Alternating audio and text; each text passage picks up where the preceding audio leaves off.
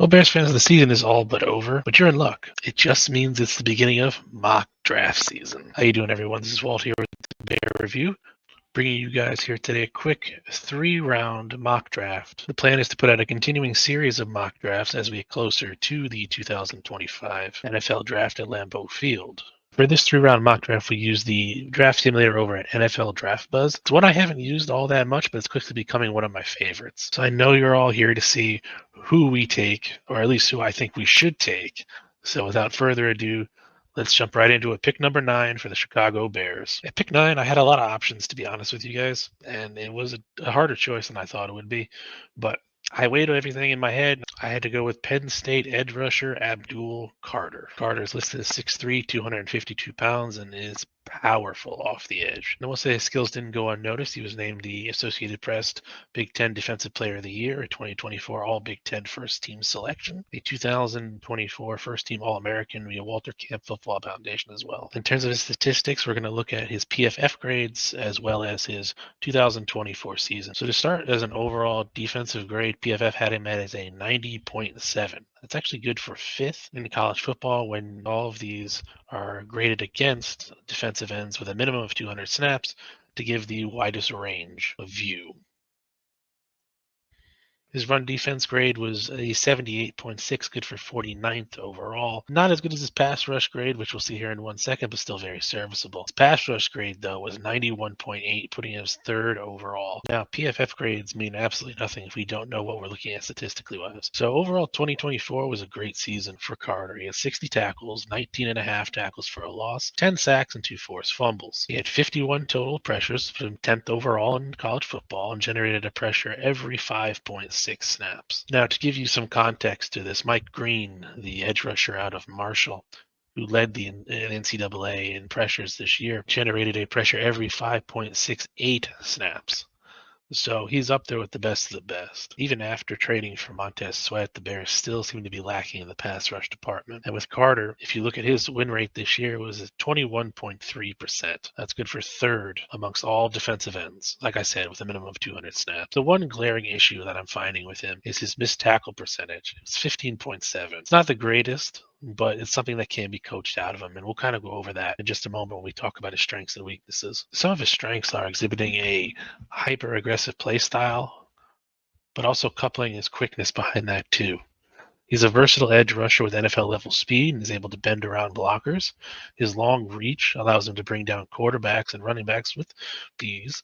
He has a very strong downhill presence with a solid tackling ability. He also blends his instinct with his sharp reflexes and locating the ball in tight situations. Now, in terms of his weaknesses, there aren't a whole lot.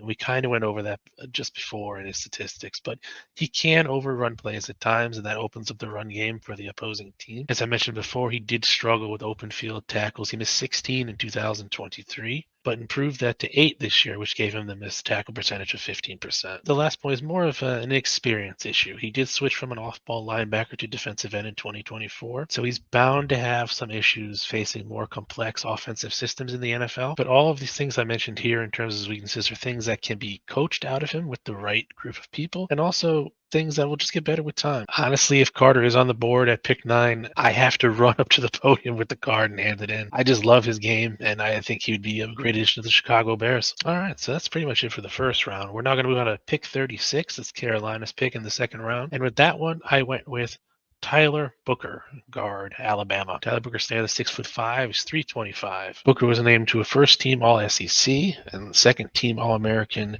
WCFF and second-team All-American AFCA. As you can see on the screen here, we looked at guards with a minimum of 700 snaps while grading out his PFF grades.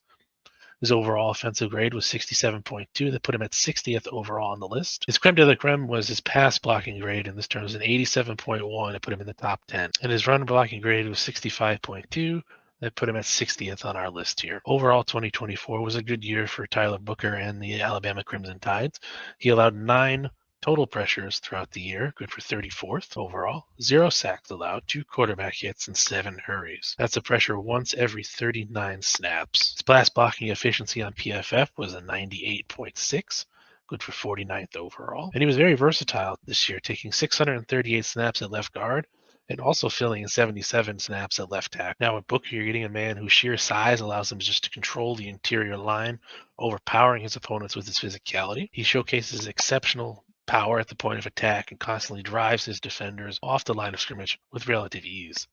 He has swift footwork, uncommon for someone his size, allows him to execute pulls, efficiently and quickly engage defenders at the second level, and he constantly demonstrates that he has a sharp football IQ. Booker has a rock-solid anchor in his pass protection. He can absorb and resist bull rushes, and rarely concedes any ground. On top of it, he can also play both guards positions, which is more than a plus. Now, in terms of his weaknesses, he occasionally raises his pad level. It's going to limit him in his ability to maintain proper leverage against shorter and more explosive interior defenders. And his blocking ability, like I said, has been very good, but his consistency in maintaining it throughout the duration of the play is something that needs to be worked on. And that's something that proper coaching can fix. Also, his ability to redirect and pass protection would benefit from just an improvement in his lower body flexibility, enabling him to adjust more fluidly to defensive movements. And that's something that will be worked on with the training staff of any NFL team once he gets in the building. Okay, 2 picks down and 2 more to go. With pick number 40 in the second round, I decided to go with Kenneth Grant, defensive tackle from the University of Michigan. The injury to Andrew Billings really opened up a glaring hole in the Bears' defense that wasn't really addressed this season. That was their interior run defense. So when Kenneth Grant fell to me at this pick, I had to take him. He stands 6'3", 339 pounds. He was a second team All Big Ten in 2024, and he also has the most career pass breakups for any defensive lineman in Michigan football history with 12. Again, looking at his PFF overall grades, we did this with all defensive linemen with a minimum of 200 snaps. His overall defensive grade was 83.3, good for 12th overall. His run defense grade was 86.3, good for 11th. And his pass rush grade was a 74.3, good enough for 24th. Grant ended 2024 with 32 tackles overall, 6.5 for a loss, and 3 sacks. He had 27 total pressures, good for 21st overall on our list, and generated a pressure once every 12.14 snaps. Pass rush win rate was 9.4%. He was good for 43. His missed tackle percentage was only 5.9%. That tied him for the 99th best on our list.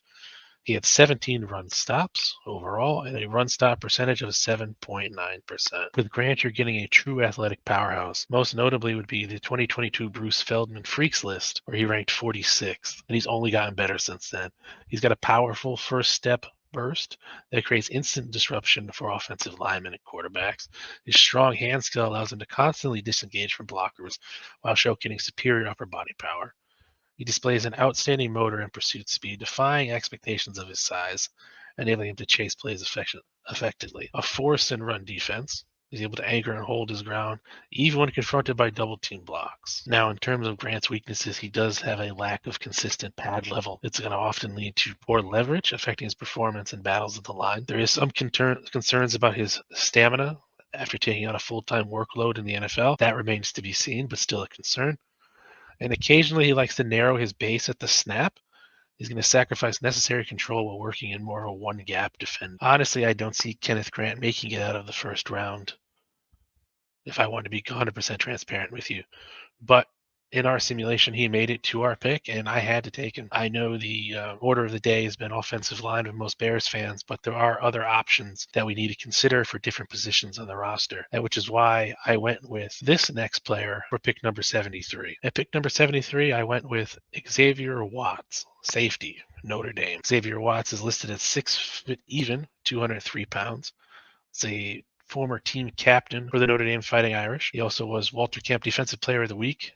That was December 3rd of this year. He won the Bronco Nagurski Award in 2023 and was also a first-team All-American Walter Camp in 2023. Again, we'll be looking at his PFF grades among safeties with a minimum of 200 snaps. His overall defensive grade was 85.8, good enough for 18. His run defense grade was 70.7, that put him at 193rd. Pass rush grade was 71.3, that's 73 overall. And his coverage grade, which was what really stood out for me, was 89.3, good enough for 12th. Watts had a really good year in 2024, and hopefully he looks to build off that in his upcoming NFL career. But he had 49 tackles, 14 pass defended. He tied for a lead in the nation with 5 interceptions. He would have had more, but unfortunately he dropped 2 of them. He had 1 defensive touchdown An interesting stat was his NFL passer rating against in PFF was 30.4. I put him as 8th overall on our list here today. What you're going to get with Watts is a ball hawk with sharp instincts. Like I said, he tied for the lead in the nation with 5 interceptions in his final season. He's a high character individual. Like I brought up before, he was a team captain for Notre Dame this year. He's a strong work ethic with proven success at his position. They can make quick processes. He's got a really strong back pedal and good quick footwork, allowing him to control leverage and swift transitions on short and intermediate routes. Also in the run game, he's an explosive downhill defender with rapid recognition, embodying a see ball, get ball mentality, something you want out of your young defenders, something we sorely lack on this team, that fire. Unfortunately, his excessive speed coming off the edge can lead to a bit of overextension. That's something we can coach out of him. His average awareness in zone coverage sometimes leads to him leaving gaps. That's something that can be coached out as well. And his aggressive tackling style sometimes leads to missed tackles in space. So it's going to require a bit of an improvement in his consistency. But like I said, with a lot of these other guys, most of the weaknesses are things that can be coached out of them and taught to them by other veteran players. And that's it, guys. That's our first 4 picks in the draft. Just to give you a quick recap, at number 9, we went with Abdul Carter. Defensive end, Penn State. 36 was guard from Alabama, Tyler Booker. 40 was nose tackle, defensive tackle Kenneth Grant from the University of Michigan. And 73 was safety Xavier Watts from Notre Dame. This is still very early. I just wanted to bring you guys a fun little early game mock draft, considering the Bears have been downright terrible for the last 8 weeks. So give you something a little bit to look forward to. But I do plan on doing a lot more of these. We are going to increase them to a full 7-round mock draft as we get a little further into the draft process and more players declare. Unfortunately, right now, the lists are still pretty slim as we wait on the bowl games to finish up and the players to decide where they want to take their next step in terms of their careers. But I do want to hear from you guys. So drop a like and also comment here on what you liked about the mock draft, what you didn't like. What would you do differently? I want to know so I can also take that into perspective when I'm making future picks and future videos. I do want to thank you all for watching this far. I appreciate everyone for watching the video. Like I said, give it a like, comment, and subscribe. We're going to be doing some more videos as the weeks go on, not just on mock drafts, but also different prospects the Bears could take a look at in the later rounds, and also other Bears news, rumors. So again, I want to thank you all for watching. Until next time, bear down, claws up.